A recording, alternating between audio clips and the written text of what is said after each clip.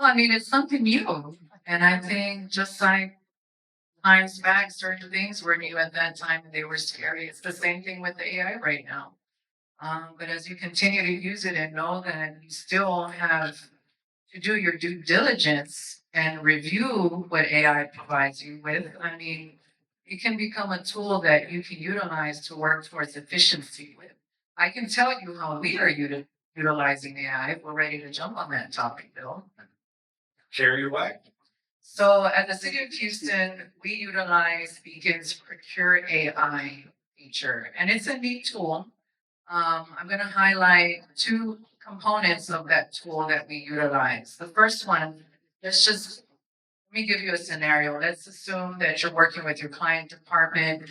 You've been working on a scope of work. You feel that it's solid and it's good to go, and you're soon ready to advertise that particular scope, right? What you can do is you can upload that scope of work into Procure AI. And what the AI does is it provides you with strengths and weaknesses within your scope of work. And it also provides you with some evaluation criteria that you can utilize that's tied directly to the scope of work. So then you ask yourself, as a procurement professional, what do I do with this? You're adding, what you need to do now is add value to the procurement process, right? Take that back to your client department and let your client department know, hey, I know that this was our final agreed upon scope, but I utilized AI and it identified some weaknesses within the scope that I think we need to go back and touch on again.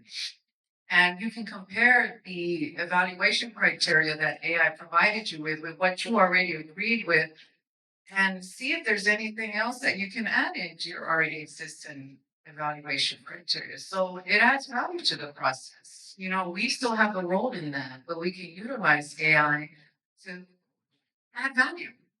So the other scenario is, let's assume you're working with your client department. Your client department knows what they want, but they don't know what they want, right? They have a scope of work and it's about a paragraph, right?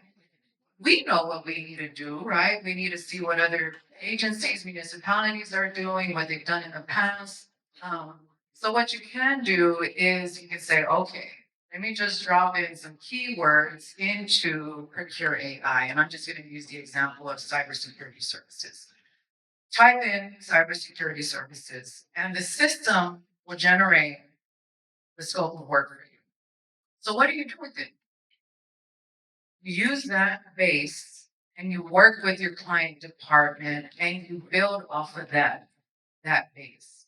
At this point, your client department, who knows what they want, has something that they can modify and tweak and add value to, or identify areas within that AI generated scope that just won't work for the city, but yet make it work by adding to it. So we still have due diligence in that process. We don't use what AI just gives us. We use it as a tool to make it better, to make it work for the city of Houston. So that's how we are using AI.